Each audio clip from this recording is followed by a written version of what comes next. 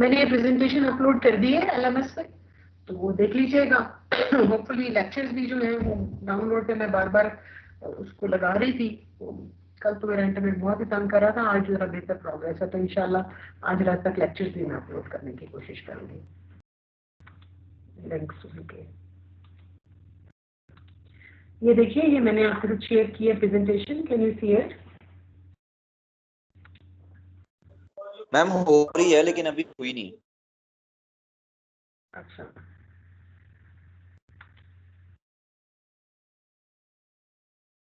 हो गई? नहीं मैम, अभी तक मैम ब्लैक मेरे स्क्रीन आ पास रही अभी नो नहीं हुई। मैम, हो गई हाँ मैम। मैम, हो अब आई गई। है मेरे पास हो गई। मैम, अब आ गई है। चलो ठीक है, ऑलराइट। कल हमने जो कुछ भी पढ़ा उसको अगर हम सादा लफ्जों में उसकी थोड़ी सी एक रिवीजन करें, तो वो ये है कि आपके पास कोई सा भी सिग्नल हो, अगर साइनोसॉइडल सिग्नल है तो हम उसे फेजर से रिप्रेजेंट कर सकते हैं। और फेजर से रिप्रेजेंट करने के लिए ज़रूरी है कि आपका sinusoidal signal x of T इस तरीके से लिखा जाए कि it should be XM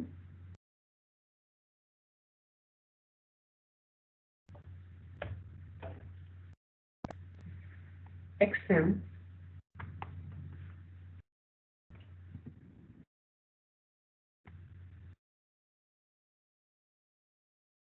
cos of omega t plus phi।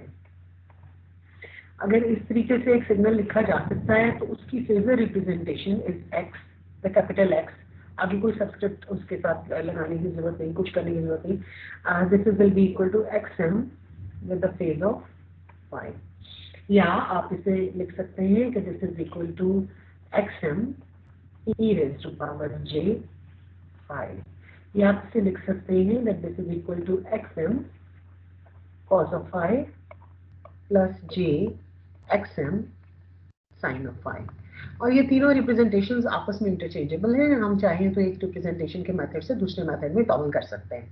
ठीक है, फिर हमने कहा कि अगर हमारे पास जो है ये फाई या फेज, ये एक स्टैंडर्ड कोसाइन के लिहाज से भी हम डिफाइन कर सकते हैं कि फेज क्या है, और दो सिग्नल्स को आपस में कंपेयर करके भी हम डिफाइन कर सकते हैं कि क्या है। उसमें आप एक सिग्नल को स्टैंडर्ड सिग्नल ले लें और दूसरे सिग्नल को उसके कंपैरिजन में, लेट्स से कि मेरे पास एक और सिग्नल है और इसका एंगल जो है वो फाई 1 है, और मैं एक और सिग्नल ले लेती हूँ y of t which is equal to ym cos of omega t plus phi 2। तो मैं यहाँ पर चाहूँ तो x को स्टैंडर्ड सिग्नल ले लूँ और y का फेज मालूम कर लूँ, और मैं कहूँ जी फेज मैम डिफरेंस जो सॉरी है टू that is- मैम, थोड़ा जी सा लैग आ रहा है वो आपकी तरफ से, आई गेस। चलो, मुझे ना एक सेकंड जी मैं मैम। करती हूँ। ठीक, मैं let me leave and then I come back और take time, maybe that will help. Okay ma'am.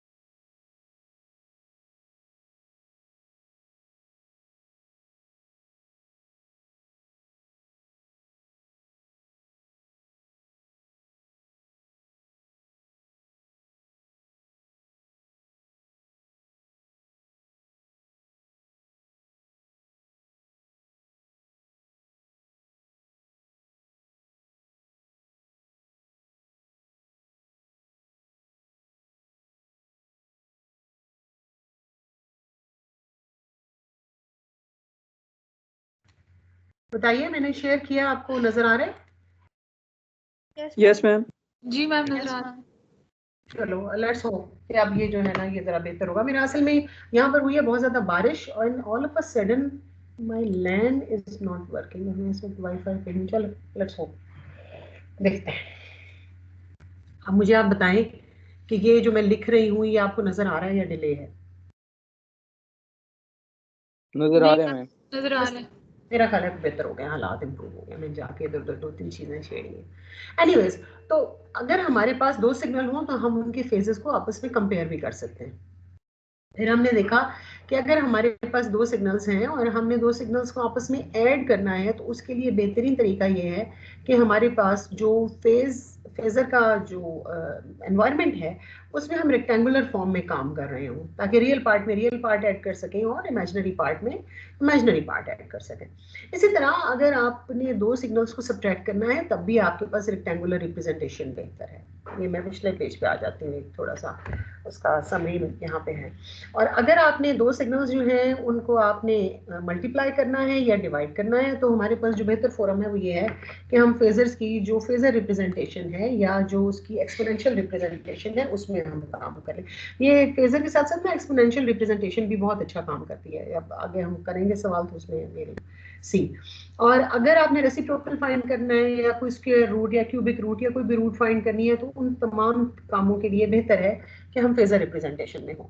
तो उसके बाद हमने फेजर्स की रिप्रेजेंटेशंस देखी, व्हाट इज अ फेजर, ये हमने कल बात कर लिया था। फिर उसके बाद ये एक टेबल था विच वाज वेरी इंपॉर्टेंट, जिसमें हम कह रहे थे कि अगर हमारे पास सिग्नल जो है वो साइनोसॉइड की टर्म्स में लिखा हो तो हम उसे कैसे स्टैंडर्ड फेजर में लिखते हैं। तो ये मैंने आपको करके बताया था कि इसका मतलब ये होता है कि this is equal to V M cos of omega t plus phi minus 90 degrees।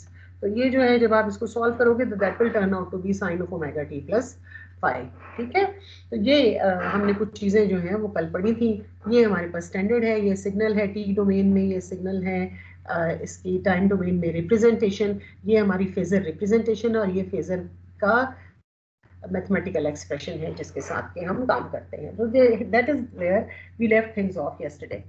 आज हम जो है वो इससे आगे बढ़ते हैं और हम देखते हैं, देखिए हमारे पास सर्किट में जो काम होते हैं इनमें इंटीग्रेशन और डिफरेंशिएशन, खासतौर पे डिफरेंशिएशन के साथ आपने देखा होगा हम बहुत काम करते हैं। हम कहते हैं जी V L is equal to L D I L by D T, और हम कहते हैं I C is equal to C D V C by D T.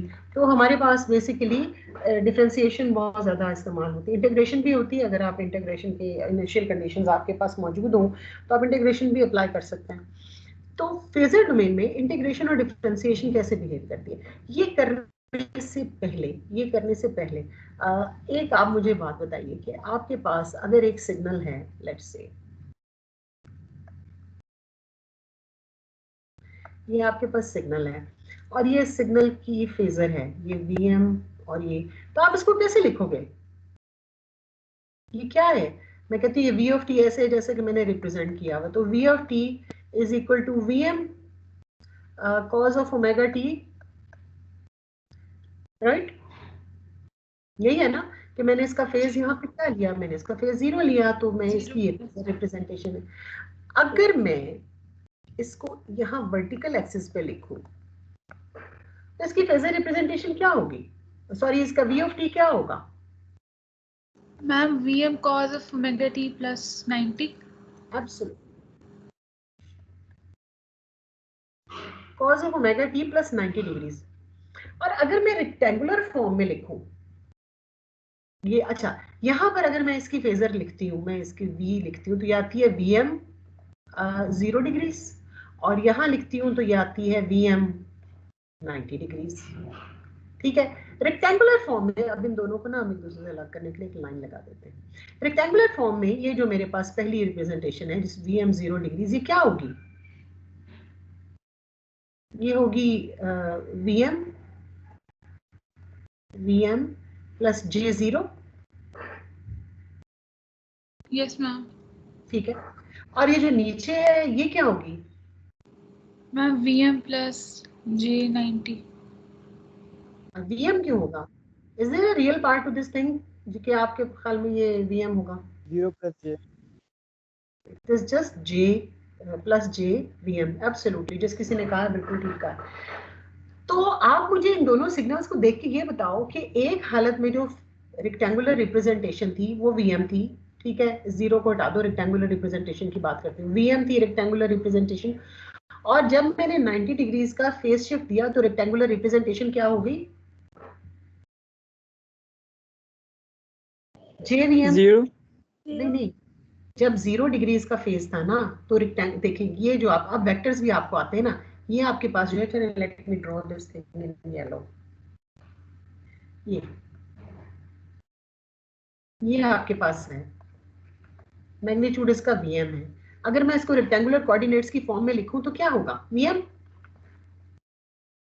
Right, plus J zero लिखो या ना लिखो, that is neither here nor there, ना लिखो जे जीरो, लेकिन इसकी वैल्यू क्या है, वीएम है ना। Yes ma'am. ठीक है, यस मैम।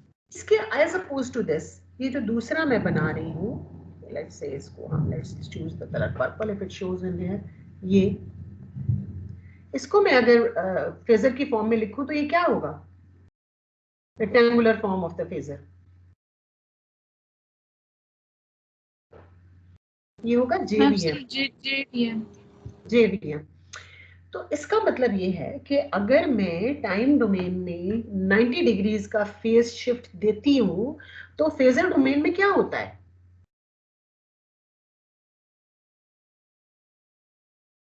प्लस 90 का फेज शिफ्ट देती हूँ, मैम एक्सिस बदल जाता है, एक्सेस बदल जाते हैं और रेक्टेंगुलर रिप्रेजेंटेशन को कोई फर्क नहीं पड़ता सिवाय इसके कि वो जे से मल्टीप्लाई हो जाती है, राइट। ये देखो यहाँ पर क्या था, V T was equal to V M cos of omega T, right. तो फेजर क्या था, सिंपली वी एम, मैंने उसको क्या किया, प्लस 90 डिग्रीज का फेज शिफ्ट दे दिया, मैंने कहा V M cos of omega T plus 90 degrees, तो फेजर रिप्रेजेंटेशन को क्या फर्क पड़ा कि वो जे से मल्टीप्लाई हो गए, ठीक है। तो हम ये कहते हैं कि जब कभी आप किसी सिग्नल को 90 डिग्रीज का फेज शिफ्ट देते हैं, प्लस 90 डिग्रीज का फेज शिफ्ट देते हैं, तो उसके फेजर को कोई फर्क नहीं पड़ता सिवाय इसके कि उसका फेजर जो है वो प्लस जे से मल्टीप्लाई हो जाता है, ठीक है। Yes, ma'am. ठीक है। अब मुझे बताओ, अगर मैं एक सिग्नल को, यही मेरा स्टैंडर्ड सिग्नल है, V of T V M cos of omega T, मैं कहती हूँ V of T is equal to V M cos of omega T, और इसकी फेजर जो होगी वी, वो होगी वी एम, ठीक है, वी एम 0 डिग्री कह लो या we M plus J zero कह लो या वी एम कह लो, इसकी फेजर जो है वो क्या होगी, वी एम।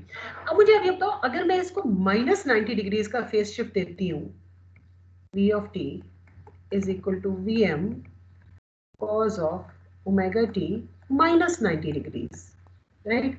तो मैं जरा इसको ड्रॉ करूं, तो ये तो हो गया मेरा वी एम 0 डिग्रीज, और जब मैंने इसको फेज शिफ्ट दिया माइनस 90 डिग्रीज का तो इट वेंट ओवर हियर।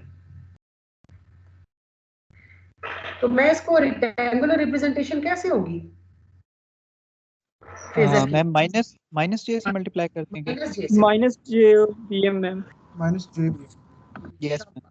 शाबाश, आपको पढ़ा के मजा आता है। इसकी जो फेजर रिप्रेजेंटेशन होगी वी, वो होगी जी minus J V M, right. और माइनस जे से, क्योंकि मैं नेगेटिव साइंस से, I am not very fond of negative science, तो अगर मैं इस माइनस जे को एक जे से मल्टीप्लाई करूं और एक जे से डिवाइड कर लूं तो क्या होगा, minus J into J is equal to 1, because J into J is minus 1, और minus 1 into minus is equal to plus 1, तो ये हो जाएगा जी वी एम ओवर जे। तो हम क्या कंक्लूजन ड्रॉ करें, हम कंक्लूजन ये ड्रॉ कर सकते हैं कि जब किसी सिग्नल को प्लस 90 डिग्रीज का फेज शिफ्ट दिया जाता है तो उसकी फेजर जे से मल्टीप्लाई हो जाती है, और जब किसी सिग्नल को माइनस 90 डिग्रीज का फेज शिफ्ट दिया जाता है तो उसकी फेजर जो है वो जे से डिवाइड हो जाती है। क्या ये ठीक है? है ना? Yes ma'am. Yes ma'am. Now hold on to this thing. अब जो है ना, मैं इसको खत्म करके मैं डिफरेंशिएशन और इंटीग्रेशन के फेजर्स जो हैं वो यहाँ पर उनका I am trying to reach those. तो अब हमने याद क्या रखा कि किसी सिग्नल को आपने 90 डिग्रीज का प्लस 90 डिग्रीज का फेज शिफ्ट दिया तो उसकी फेजर जे से मल्टीप्लाई हो गई, और अगर किसी सिग्नल को आपने -90 डिग्रीज का फेज शिफ्ट दिया तो उसकी फेजर जे से डिवाइड हो गई।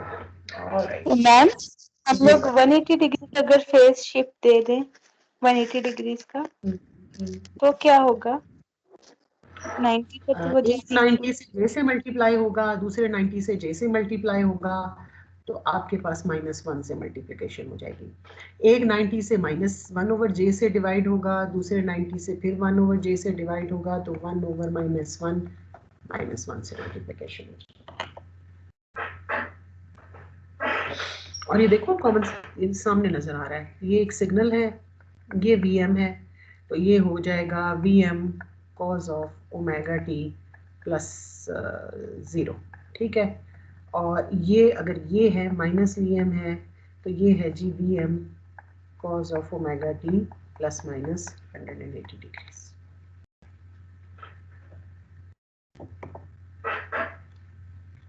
इन्वर्ट हो जाएगा सिग्नल। आप -1 से जो भी उसकी रिप्रेजेंटेशन, ये तो मैंने 0 डिग्री का फेज दिया, किसी और डिग्री का भी फेज हो, बेधड़क अगर 180 डिग्रीज का फेज शिफ्ट इंट्रोड्यूस कर रहे हो तो -1 से मल्टीप्लाई करो, 90 डिग्रीज का कर रहे हो जे से मल्टीप्लाई कर दो, -90 डिग्रीज का कर रहे हो -9 जे से मल्टीप्लाई कर दो या जे से डिवाइड कर दो। ठीक हो गया? Yes ma'am. Yes ma'am. Yes ma'am. अच्छा जी, अब हम आते हैं डिफरेंशिएशन के ऊपर। लेट्स से कि हमारे पास एक सिग्नल था और उसका जो वैल्यू थी, हम पहले ये ऊपर वाले डिफरेंशिएशन की बात करते हैं। हम कहते हैं v of t is equal to Vm cos of omega t plus phi, या थीटा ले लेते हैं, थीटा ये ज़्यादा इस्तेमाल कर रहा है, थीटा v या थीटा या वटएवर। तो dv बाई dt क्या होगा बच्चों? It will be equal to minus omega Vm Sin cos of sorry, thank you, sine, absolutely, sin omega t plus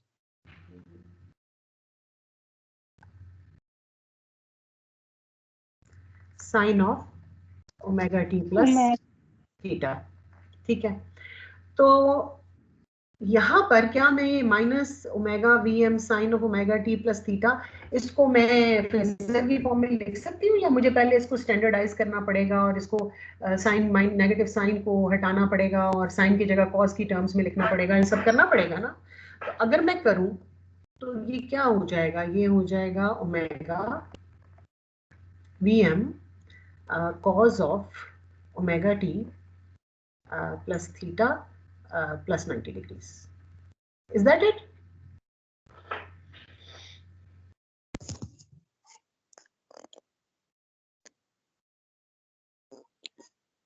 ठीक है? जी मैम। ठीक है। अच्छा, ये ऊपर वाले की फेजर क्या होगी? What will be the phasor of V? V of t. This will be equal to Vm with the phase of theta, right? और नीचे वाले की इसकी फेजर क्या होगी? इसकी फेजर होगी जनाब ओमेगा Vm, बिकॉज ओमेगा मैंने आपको बताया एक सर्किट में ओमेगा जो है वो एक ही रहती है, फ्रीक्वेंसी नहीं बदलती। जब आप एक साइनोसॉइडल एनालिसिस कर रहे होते हैं तो जो फोर्सिंग फंक्शन की फ्रीक्वेंसी है वही थ्रू आउट रहेगी, लिहाजा ओमेगा को हम एज ए कांस्टेंट डील करते हैं जब हम एक सर्टेन फ्रीक्वेंसी पे काम कर रहे होते हैं। तो ये होगी Vm theta plus 90 degrees, right? ठीक है। तो फिर v ऑफ t की फेजर में जो कि ये है और dv बाई dt की फेजर में क्या फर्क है? ओमेगा से मल्टीप्लाई हो रहा है, राइट? ये देखिए ओमेगा से मल्टीप्लाई हो रहा है और प्लस 90 डिग्रीज का मतलब ये है कि j से मल्टीप्लाई कर दो,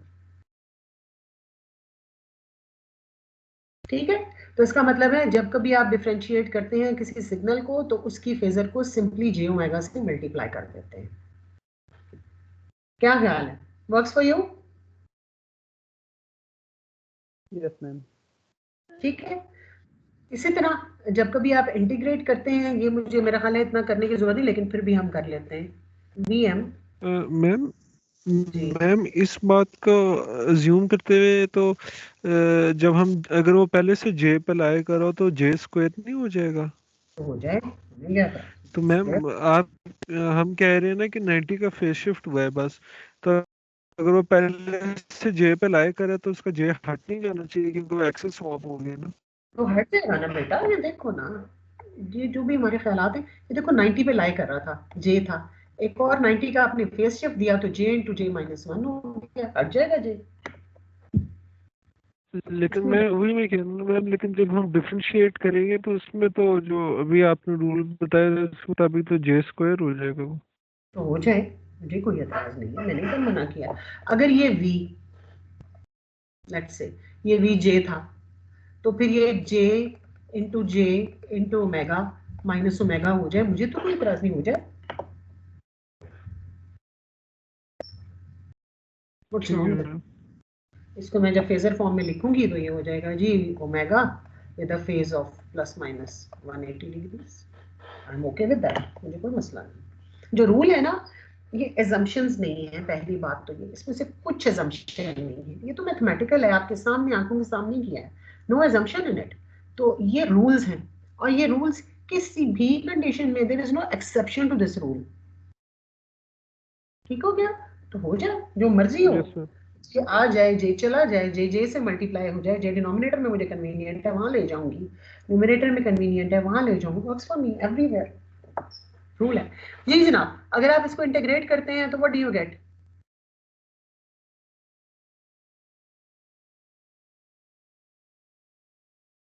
You get Vm over omega sine of omega t plus theta. Is that it?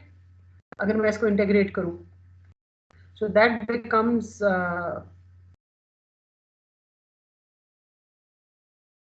Vm over omega cos of omega t plus theta minus 90 degrees. ठीक है सर। तो अगर आपके पास v की फेजर v थी, Vm की जो v ऑफ t था उसकी फेजर v थी, तो यहां पर आप क्या करेंगे कि ओमेगा से डिवाइड करेंगे, और माइनस 90 डिग्रीज का क्योंकि फेज शिफ्ट दे रहे हैं लिहाजा जे से डिवाइड कर देंगे। तो जब कभी आप किसी सिग्नल को इंटीग्रेट करते हैं तो आप उसके फेजर को जे ओमेगा से डिवाइड कर देते हैं, जब कभी आप किसी सिग्नल को डिफरेंशिएट करते हैं आप उसके फेजर को जे ओमेगा से मल्टीप्लाई कर देते हैं। क्या ख्याल है हुजूर, ठीक है? Yes ma'am. जी मैम। Yes ma'am. ये यस हम मैम। सीखे जो हमारे बहुत हैंडी हो जाएंगे। देखो, आप अगर इसको अप्रिशिएट करो तो डिफरेंशिएशन अलजेब्रिक हो गई है, इंटीग्रेशन अलजेब्रिक हो गई है फेजर की डोमेन में आके। So that is exactly what we wanted. हम ये प्रॉब्लम देख लेते हैं। The voltage VI is applied to an inverting amplifier having gain is equal to -5. Find the phasor corresponding to the output voltage. देखिए, amplifier जो होता है ना, कोई सर्किट होता है, हो सकता है ओप एम्प हो, और ये जो मैंने बनाया ना, इसका मतलब हरगिज नहीं कि मैं ओप एम्प बना रही हूँ, इसका मतलब है मैं एम्पलीफायर बना रही हूँ। वो एम्पलीफायर आप ट्रांजिस्टर्स की मदद से भी बना सकते हो, वो एम्पलीफायर आप कोई वोल्टेज डिवाइडर लगा के बना सकते हो, और वो एम्पलीफायर किसी ओप एम्प की मदद से भी बन सकता है, आई डोंट नो। जहां कहीं ये सिंबल बनाओ ना, इसका मतलब होता है amplifier. So you give an input to the amplifier and you get an output from the amplifier, and there is an amplification factor A. तो आपकी आउटपुट जो होती है that is equal to the amplification factor into the input. ये amplifier का rule है, ठीक है। आउटपुट जो है वो इनपुट को एम्पलीफाई करके, अब एम्पलीफाई का मतलब हमेशा बढ़ाना नहीं होता। यहाँ पे मेरा एम्पलीफायर का फैक्टर -5 है, ये इन्वर्ट भी कर रहा है और 5 से मल्टीप्लाई भी कर रहा है। अगर एम्पलीफिकेशन फैक्टर 10⁻⁻² होता तो मेरे पास आउटपुट की पीक वैल्यू इनपुट से कम होनी थी, जो भी हो, ठीक है। तो ये एम्पलीफिकेशन का कॉन्सेप्ट है। तो अगर VI ऑफ t ये है जो मुझे यहाँ इसने दिया, तो इसका फेजर क्या है? इसका फेजर है जी VI, and that is equal to 2 and 45 degrees, ठीक है। और V out of t क्या होगा भाई? V out of t is equal to -5 the amplification factor into 2 cos of omega t plus 45 degrees, ठीक है। that is equal to -10 cos of omega t time exchange करने, cos of omega t plus 45 degrees, ठीक है। सो क्या हम इसे phasor की form में लिख सकते हैं विद -10 साइन हियर? जी मैम लिख सकते जी नहीं, जब तक ये पॉजिटिव नहीं होता आपसे कैसे लिख सकती हूँ? मैंने आपको पता है ये एम्पलीट्यूड होता है, कभी नेगेटिव नहीं होगा।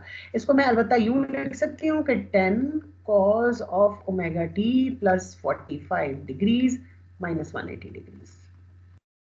तो ये हो जाएगा 10 cos of omega T plus 45 degrees cos of 180 degrees minus 10 sin of omega t plus 45 degrees sin of 180 degrees cos of alpha minus beta का फॉर्मूला मैंने लगाया है, where alpha is equal to omega t plus 45 degrees and beta is equal to 180 degrees. अगर मैं ये formula लगाऊं तो क्या मेरा ये स्टैंडर्डाइज हो जाएगा? Yes ma'am. Yes ma'am. हाँ, मैम this will रिपीट कर become- देंगे, आपकी आवाज में लैग आ रहा है बहुत। जी अच्छा, ये जो मेरे पास a है, a से मैंने इसको मल्टीप्लाई किया तो मेरे पास v आउट ऑफ t जो है वो -10 cos of omega t plus 45 degrees हो गया। अब मैं -10, ये माइनस का साइन जब तक खत्म नहीं होगा उस वक्त तक मेरा मसला हल नहीं होगा। सो माइनस का साइन खत्म करने के लिए मैंने कोसाइन को स्टैंडर्डाइज्ड कोसाइन में लाने के लिए मैंने कहा this is equal to 10 cos of omega t plus 45 degrees minus 180 degrees। आप इसको ट्रिग्नोमेट्रिक आइडेंटिटी के साथ अगर ओपन करोगे तो आपके पास ये -10 cos of omega t plus 45 degrees ही आएगा। ठीक है, so that becomes 10 cos of omega t minus 135 degrees। अब इसकी फेजर क्या है जी? मैम इसको साइन में कन्वर्ट कर सकते हैं? जी नहीं, फेजर जो है वो with a positive amplitude multiplied by cos of omega T plus minus the phase में ही जब होगी तो आप उसको फेजर रिप्रेजेंटेशन कर सकेंगे। साइनोसॉइड की फेजर रिप्रेजेंटेशन नहीं होती है। देखिए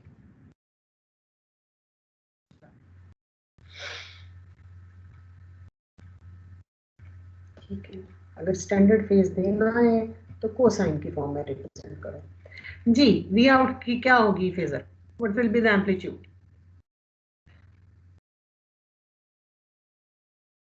10 एब्सोल्यूट 10 होगा मैम एम्पलीट्यूड तो। 10 बिल्कुल सही। और फेज क्या होगा जी? -135 -135। अच्छा, अब वो अगला कह रहे हैं if the amplifier drives a load, a 2 kilo ohm load, find the phasor corresponding to the current IL being sourced to the load. ये क्या हो गया भाई, इसका क्या मतलब? लोड करंट क्या होगा? इस एम्पलीफायर के आगे एक लोड लगा हुआ है, ये इसकी आउटपुट वोल्टेज है वी आउट, और ये एक 2 किलो ओम्स का लोड है और ये IL है लोड करंट। तो लोड करंट क्या होगा भाई? ओम्स लॉ लगाओ। V/R वी लो, ओके ठीक है।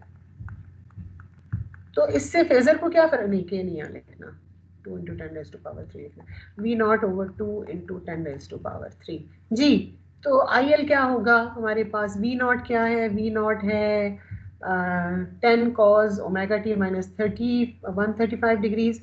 तो ये हो गया 10 divided by 2 × 10⁻³ cos of omega t minus 135 degrees. तो इसकी फेजर रिप्रेजेंटेशन क्या होगी भाई? 5 × 10⁻³ for 5 theta 5 milli cos omega t minus angle -135। शाबाश। अच्छा, अब जरा V0 और IL को कंपेयर करके मुझे बताओ कि क्या एंगल में तब्दीली आई है? एंगल की सेहत पे कोई असर पड़ा है? नो मैम, एंगल वही है। एंगल नहीं पड़ा। दो तो में पता चला कि जब कभी आप सर्किट में रेजिस्टेंस के अक्रॉस वोल्टेज और करंट को देखते हो ना तो उन दोनों का फेज एक ही होता है। रेजिस्टेंस के अक्रॉस जो वोल्टेज है और रेजिस्टेंस के थ्रू जो करंट है उनका वोल्टेज और करंट का दोनों का फेज एक ही होगा। यानी कि रेजिस्टेंस के अक्रॉस जो वोल्टेज और करंट है they are always going to be in phase with one another. ठीक है? Yes ma'am। Yes ma'am. अब वो कह रहे हैं express these sinusoids as phasors. जी, ऊपर वाले का क्या करें? -7 को चेंज करना होगा और 2 को भी उसकी फ्रीक्वेंसी मैम पहले चेंज तो करनी होगी। माइनस को हटाना होगा। 40 - 180 degrees under bracket। शाबाश।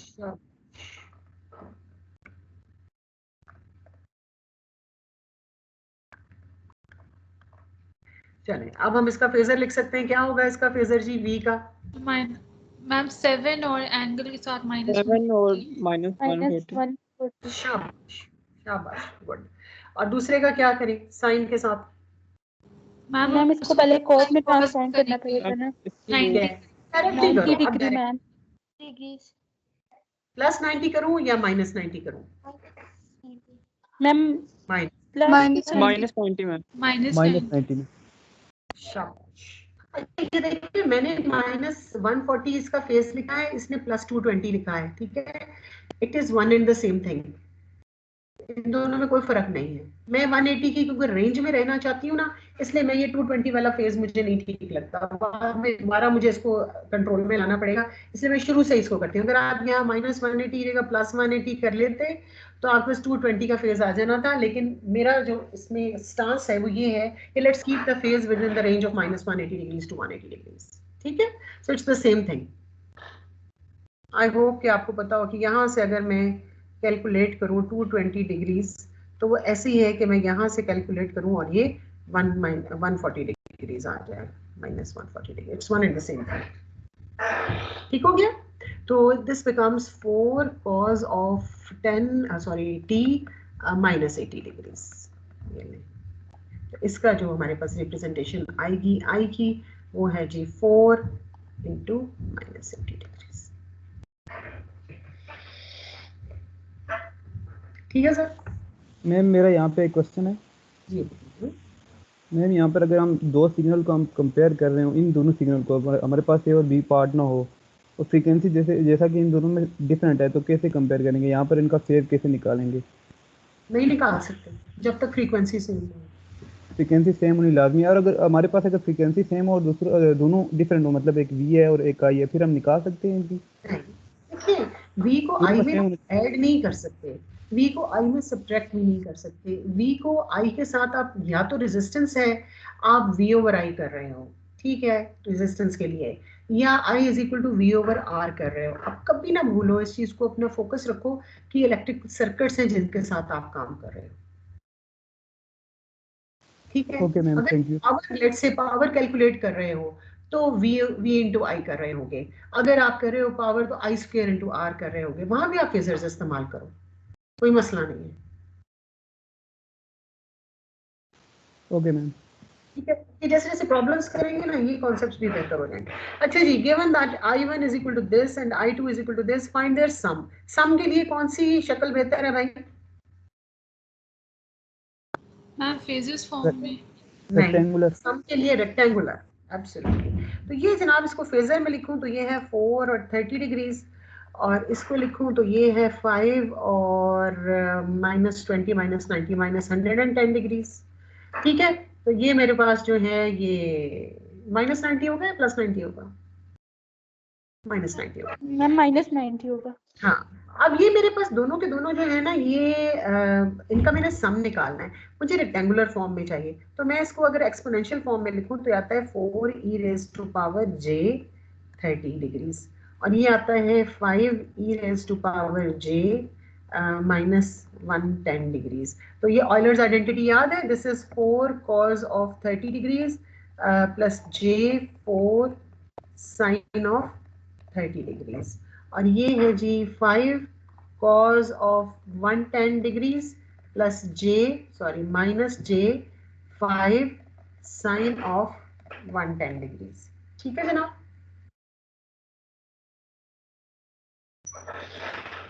तो अगर मैं इन दोनों को सम करूं, ये इसकी फेजर है I1 की, ये इसकी फेजर है I2 की, तो I1 plus I2 is equal to 4 cos of 30 degrees plus 5 cos of 110 degrees plus j 4 sin of 30 degrees minus 5 sin of 110 degrees. तो आप इनको कर लेंगे, आपके पास ये आ जाएगा a और ये आ जाएगा a प्लस जे बी। तो अब आपने जो है वो इसको दोबारा से टाइम डोमेन में लेके जाना है। तो कैसे लेकर जाओगे? इसका फेजर रिप्रेजेंटेशन क्या होगी? A square plus B square, और फेज क्या होगा? Tangent inverse of imaginary over real, real. ठीक Real. है। तो I1 of t plus I2 of t will be equal to a square, जो भी आपने कैलकुलेट किया, plus b square under the root cos of omega t plus tangent inverse of b over a। ये b और a calculate कर लें, आई hope कि वो आप कर सकते होंगे, है ना। So this is how you perform addition when you are dealing with phasors। और ये एडिशन आपके जहन में होना चाहिए कि अगर ये मैं टाइम डोमेन में करूँ तो मुझे 10 तरह की ट्रिग्नोमेट्रिक आइडेंटिटीज लगानी पड़ेंगी, एंड यहाँ दिस इज प्रीटी सिंपल, कोई बड़ी चीज नहीं है इसमें, ठीक है। सुजी मैम, मैम ये लास्ट Yes, स्टेप क्या है ये बता। जी जी बताइए क्या कह रही हैं आप। मैम ये जो लास्ट स्टेप है इसमें I1t और I2t इनके दरमियान में आपने कोई साइन लगाया या फिर ये ये ऐड हो रही है, ठीक हो और गया। यस मैम ठीक है। मैम मैम आप काइंडली रिपीट कर सकती है रेक्टेंगुलर फॉर्म के बारे में कि कैसे यूज़ करते हैं। वो पहले 5-10 मिनट्स में मेरे कनेक्शन इश्यूज आ रहे थे तो सही समझ नहीं आया मुझे कि एडिशन में सब रेक्टेंगुलर फॉर्म क्यों यूज़ करते हैं और वो है क्या बेसिकली। एक आपके पास सिग्नल है x1 which is equal to a1 plus jb1 और दूसरा है x2 which is equal to a2 plus jb2। आप जब इनको ऐड करेंगे तो आप करेंगे a1 plus a2, you add the real parts, plus j times b1 plus b2, you add the imaginary parts, ठीक है। अब इनको मैं दोबारा से पोलर फॉर्म में लेकर जाना चाहती हूँ, how to go about it, किस तरह से मैं इसको पोलर फॉर्म में लेकर जा सकती हूँ। तो इसको मैं a1 प्लस a2 को कहती हूँ कि this is equal to a, और इसको मैं कहती हूँ this is equal to b। तो ये आपके पास ये a है और ये jb है और ये आपकी फेजर है। ये आप मालूम करना चाहते हैं कि इसकी फेजर की लेंथ क्या होगी, इस लेंथ का नाम हम c रख देते हैं। तो पाइथागोरस थ्योरम कहता है कि c is equal to a square plus b square under the root, और अगर मैंने ये एंगल फाई मालूम करना हो तो phi is equal to, basic trigonometry कहती है, tangent inverse of b over a।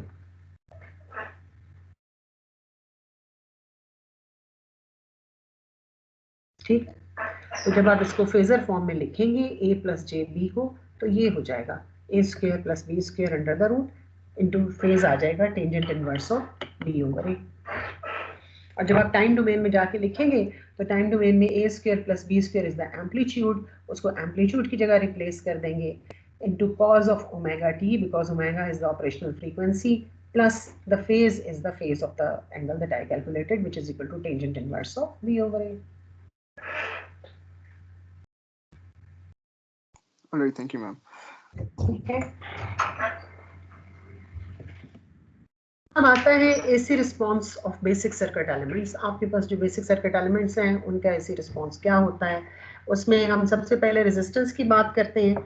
अब लेट्स से कि आपके पास ये रेजिस्टेंस लगी हुई है, एक वोल्टेज सोर्स कनेक्टेड है और एक करंट आई जो है वो पास हो रहा है, और वोल्टेज सोर्स जो आपके पास थी इसकी वैल्यू है Vm cos of omega T plus theta V, जो भी थीटा वी इसका फेस है, और जो करंट है उसकी है Im cos of omega T plus theta I, इसका फेस थीटा आई है। अब अगर मैं यहाँ पर ओम्स लॉ लगाऊं तो मेरे पास I of T is equal to V of T over R, right.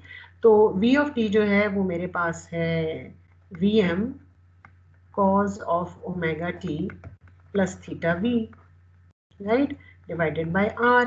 अब अगर इसको मैं यहाँ पर कंपेयर करती हूँ इस इक्वेशन के साथ, I ऑफ टी की इक्वेशन के साथ, तो Im turns out to be Vm over R and theta I turns out to be theta V, यानी थीटा आई और थीटा वी जो है ये दोनों एक दूसरे के बराबर हैं।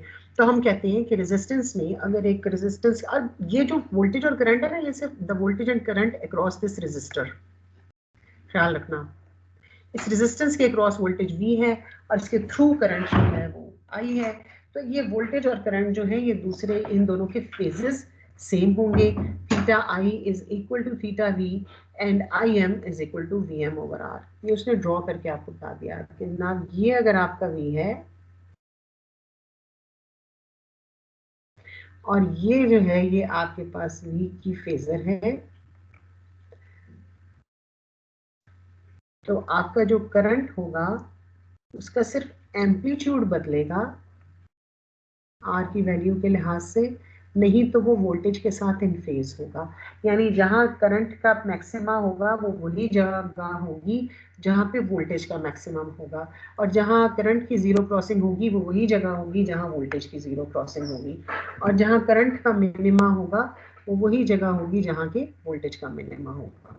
ठीक है, तो वोल्टेज और current across a resistance are always in phase with one another। ये देखिए ये करंट का जो फेजर है ये वहीं पे है जहां वोल्टेज का फेजर है, सिर्फ उसका मैग्नीट्यूड फर्क है वोल्टेज के फेजर से।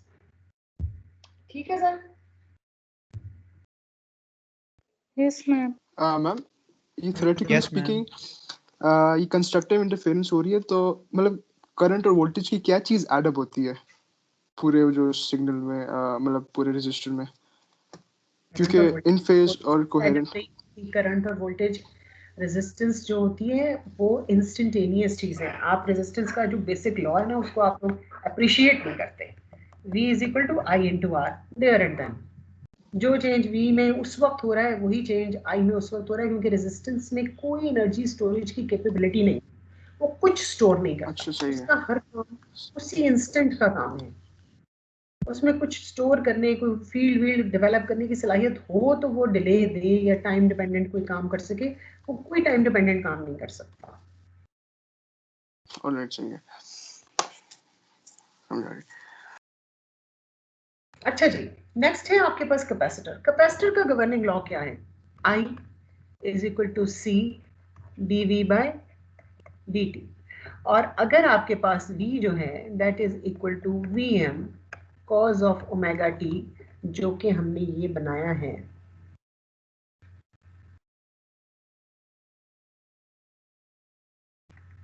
और मैं इसमें एक उठा के थीटा V भी ऐड कर देती हूँ, ऐसे हो सकता है कि वो यहाँ जो फिगर बनी है वो 0 डिग्री के लिए, लेकिन हम कहते हैं कोई थीटा हो भी सकता है। तो I क्या होगा? I होगा minus omega C Vm sine of omega t plus theta V। और इस माइनस के साइन से जान छुड़ाने के लिए क्या करूं भाई? बल्कि साइन को, माइनस साइन को कैसे रिप्लेस करूं? cos से मैम ये हो Cos जाएगा से प्लस cos। 9। हाँ, plus minus omega T Vm cos of omega t plus theta V plus 90 degree. Minus 90। 90। नहीं, प्लस 90। माइनस माइनस साइन को अगर करना है ना तो प्लस 90, अच्छा, सिर्फ साइन को अगर करना है तो माइनस 90।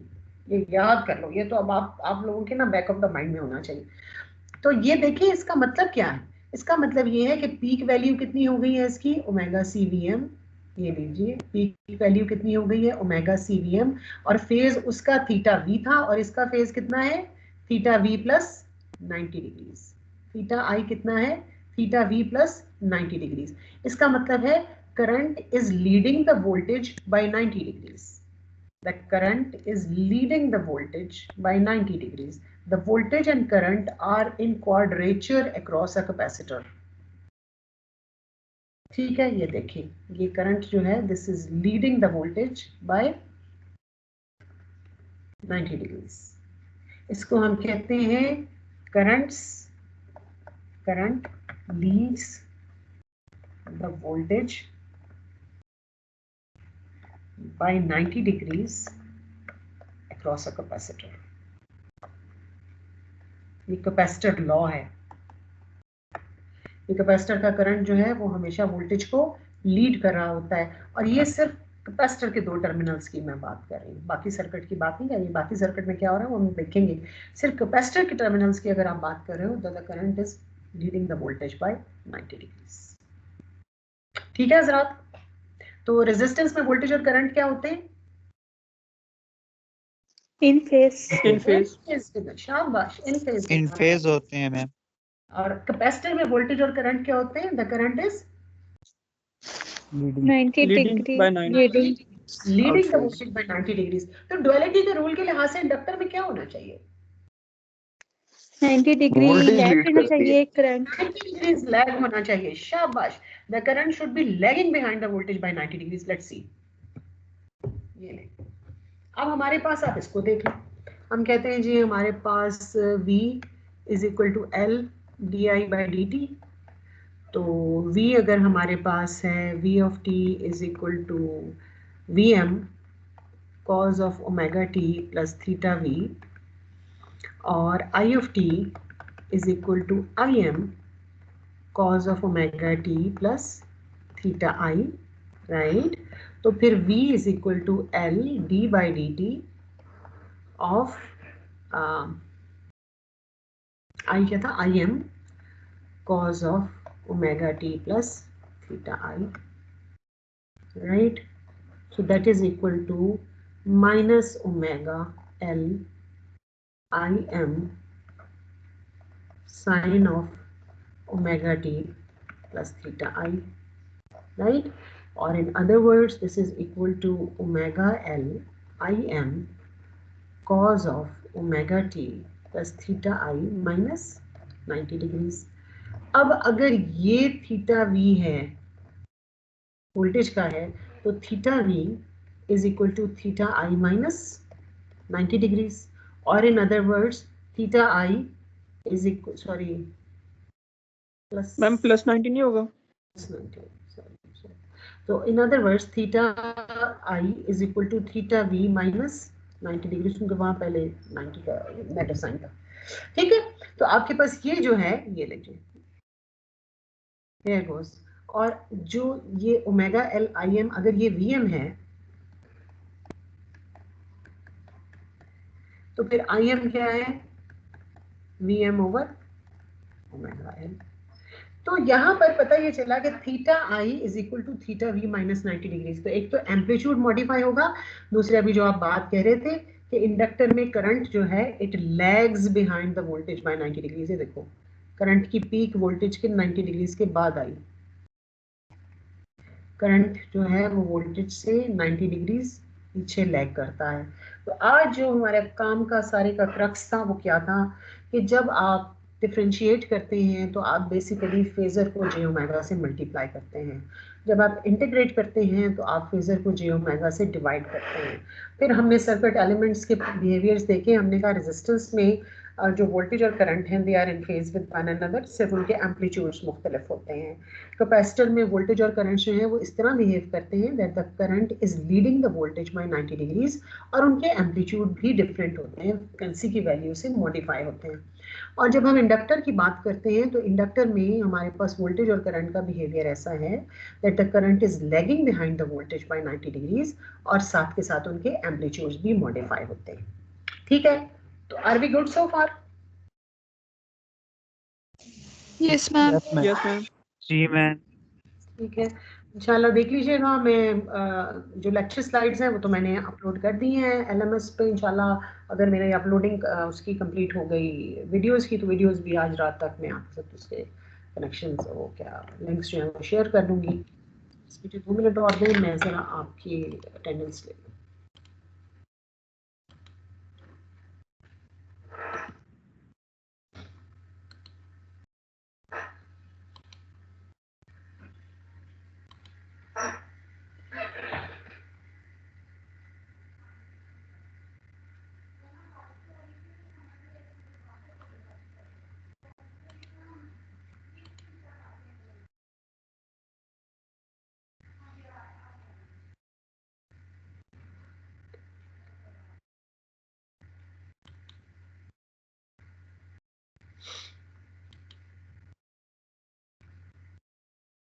आप लोगों ने अपनी अटेंडेंस चेक कर ली थी कलम पे जाके?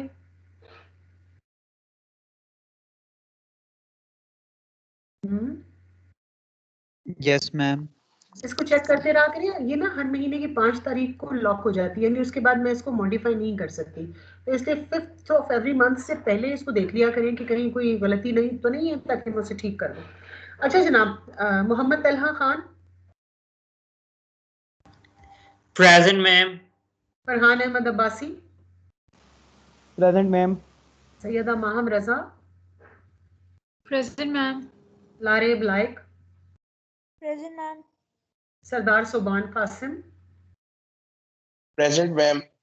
Mohammad Umair Suhail, Present, ma'am. Asfandyar Khan, Present, ma'am. Umair Irfan, ma'am वो कह रहे थे कि अच्छा वो आगे ठीक है, Mohammad Salman Chaudhry, Present, ma'am. Usaid Ahmed, Present, ma'am. Tayyab Zulfiqar, Tayyab Zulfiqar, Abdullah, Present, ma'am. Syed Mohammad Shabih Ahmed, Present, ma'am. Shahab Khan, present ma'am Mohammad Saad Khan, Present, ma'am. जवार Khan,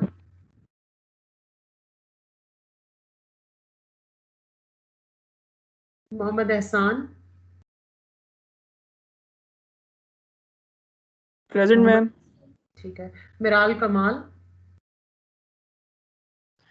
Present, ma'am. Umar Javed,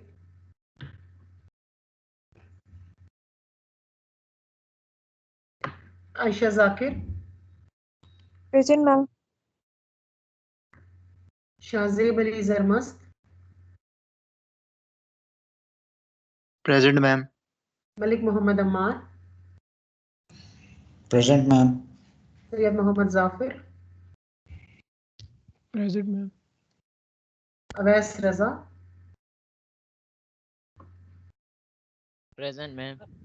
इब्तिशाम Ali Asad,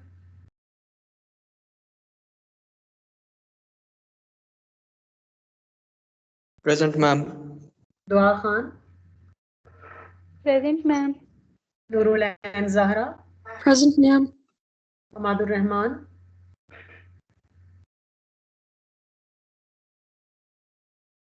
Hamza Imran,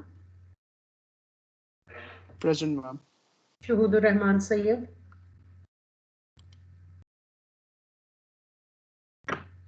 शहूदुर Rehman Syed,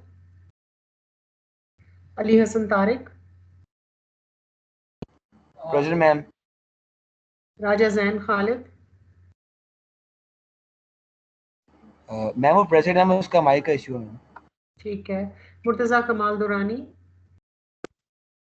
Present, ma'am. Yasir Ali, Present, ma'am. Sajjad Ali, Present, ma'am. Usman Zulfiqar, Present, ma'am. Ayesha Fuad, Present, ma'am. Mohammad Suleman Faisal, Present, ma'am. Mohammad Tauseef, Yes, ma'am. Present. Arsalan Tariq, Present, ma'am. Mohammad Awais नज़ाकत,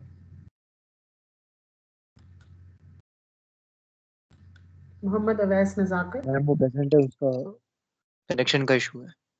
ठीक, all right, thank you so much. कोई मेरी question? Attendance हो गई है। मैं जी हो उमर गई। जावेद। उमर, आपका नाम मैंने लिया था, आप मुझे, मैं लगा दूंगी आपकी अटेंडेंस, डोंट वरी। ठीक, ठीक है, थैंक यू। ओके, अच्छा जी, थैंक यू सो मच। मैं रिकॉर्डिंग बंद कर दूं।